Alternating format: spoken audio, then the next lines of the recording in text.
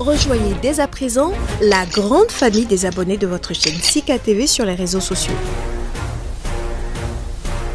Sika TV, le vrai visage de l'actualité en Afrique, est en direct et en replay sur YouTube.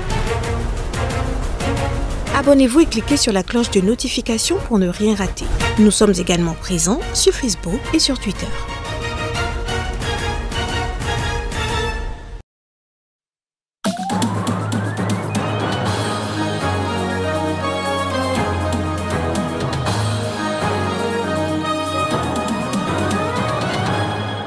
L'ex-ministre de la Défense en Afrique du Sud, désignée à la tête du Parlement, elle avait récemment été limogée au début du mois d'août lors d'un remaniement ministériel.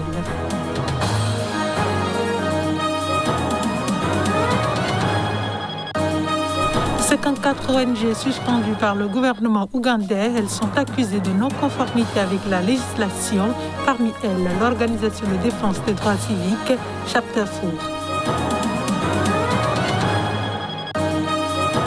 Et puis, attentat suicide à Mogadiscio, un kamikaze s'est fait exploser dans un café. Bilan, 2 personnes tuées et 5 blessés.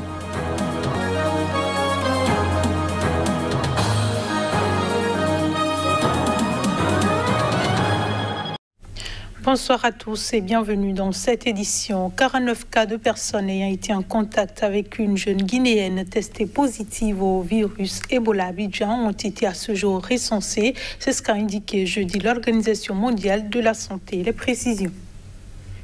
La jeune Guinéenne avait quitté par la route la ville de Labé en Guinée la semaine dernière pour se rendre dans la capitale économique ivoirienne, distante de 1500 km.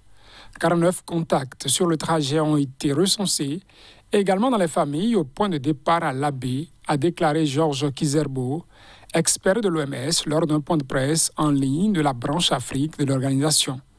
Un médecin ivoirien a précisé que 70 personnes étaient à bord du car dans lequel a voyagé la jeune femme. 33 sont arrivés à Abidjan et le reste est disséminé dans toute la Côte d'Ivoire, a-t-il dit. Le car a notamment fait escale à Douékoué et Guézabo à l'ouest, ainsi que dans la capitale administrative ivoirienne Yamoussoukro. Un maillage a été fait et nous avons pu circonscrire les communautés dans lesquelles ces personnes vivent, a affirmé le ministre ivoirien de la Santé, Pierre Demba, lors du même point de presse. Nous avons mis l'accent sur la veille sanitaire, informé tous nos centres de santé et les structures communautaires pour que des cas éventuels puissent être indiqués et pris en charge, ce qui a amené à dénoncer des cas qui se sont avérés faux, a-t-il ajouté. 3 cas ainsi suspectés ont été déclarés négatifs au virus Ebola, selon les autorités sanitaires ivoiriennes. Pierre Demba s'est rendu mercredi à la frontière entre son pays et la Guinée pour sensibiliser les soignants et les communautés sur les échanges transfrontaliers et la nécessité d'une veille renforcée. Toujours en Côte d'Ivoire, des cas de grippe aviaire de type H5N1 ont été décelés, les premiers depuis 2015, au sein d'élevage et de volailles en Côte d'Ivoire, a annoncé jeudi le ministre ivoirien des Ressources animales et halieutiques. Le gouvernement a annoncé l'abattage depuis samedi de toutes les volailles présentes dans la zone du foyer comme mesure vigoureuse face à cette resurgence de la grippe en Côte d'Ivoire. Après les crises de 2006 et 2015, le pays a également décidé d'interdire l'importation de volailles en provenance de pays infectés, soulignant que l'épizootie a fait sa réapparition en Afrique de l'Ouest en janvier 2021. Le virus H5N1, propagateur de la maladie, n'est pas seulement diffusé par la volaille, il est aussi transmis par les oiseaux sauvages qui font des migrations de souches de grippe aviaire H5N1 entre 2003 et 2011, après un premier épisode en 1997, puis H7N9 depuis 2013, ont donné lieu en Asie à des contaminations humaines via les volailles infectées, mais les cas de transmission interhumaine restent très rares.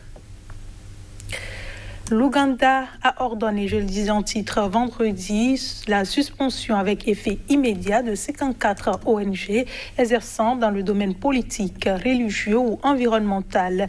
Parmi elles figure la principale organisation de défense des droits civiques, Chapter 4, pour non-conformité avec la législation. Reportage.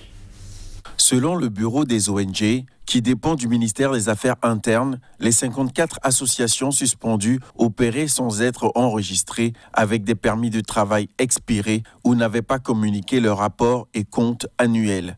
Dans un communiqué, le responsable du bureau des ONG, Stephen Okello, appelle les parties prenantes à aider à l'application de ces décisions en veillant à ce que ces organisations concernées cessent leur opération avec effet immédiat. Parmi les 54 ONG, l'association Chapter 4 et 14 autres organisations se voient suspendues indéfiniment. Le directeur exécutif de Chapter 4, Nicolas Opillo, a confirmé à l'agence France Presse avoir reçu cette notification, jugeant la situation grave. Nicolas Opillo avait été arrêté en décembre 2020, un mois avant une élection présidentielle controversée par les autorités qui l'accusaient de blanchiment d'argent et placé en détention dans une prison de haute sécurité avant d'être libéré sous caution une semaine plus tard. Plusieurs pays, dont l'Union européenne et les États-Unis, avaient protesté contre cette arrestation.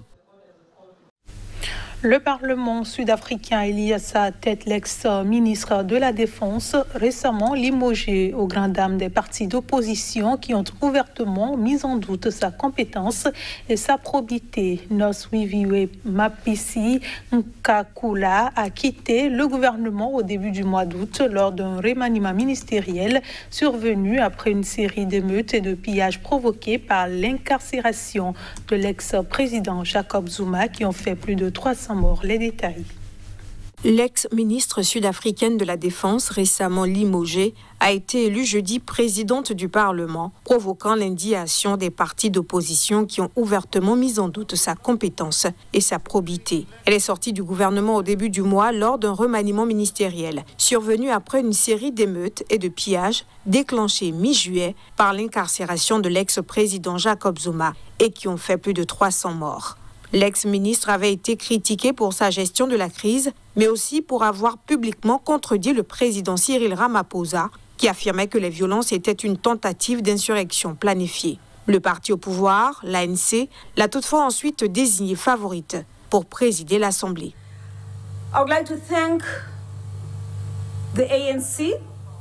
Je voudrais remercier l'ANC et les 3 derniers chefs de l'exécutif, l'ancien président Mbeki, l'ancien président Jacob Zuma et le président actuel de la République d'Afrique du Sud, Cyril Ramaphosa, de m'avoir accordé leur confiance et donné l'opportunité d'exercer plusieurs postes au sein de l'exécutif au cours des dernières années.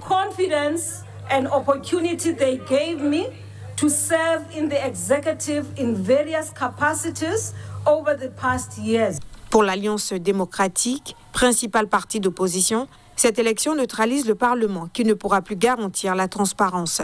Le parti de la gauche radicale, Economic Freedom Fighters, a boycotté l'élection, accusant dans un communiqué Ramaphosa d'approuver la politique des factions et de violer la séparation des pouvoirs. Notons que l'ancienne ministre sud-africaine de la Défense fait l'objet d'une enquête parlementaire. Elle est soupçonnée d'avoir empoché plus de 282 000 € en pots de vin et dépensé près de 400 000 € pour de luxueuses vacances en jet privé à New York et Paris entre 2017 et 2019. En Somalie, au moins 2 personnes ont été tuées, 5 blessées dans l'explosion ce jeudi d'un kamikaze. Les précisions. Le café ciblé par le kamikaze avait la réputation d'être notamment fréquenté par des membres des forces somaliennes de sécurité. L'attentat en fin d'après-midi a tué 2 membres des forces de l'ordre et blessé 5 personnes. Des morceaux de métal et des débris de sièges en plastique ont été projetés partout, a déclaré un témoin.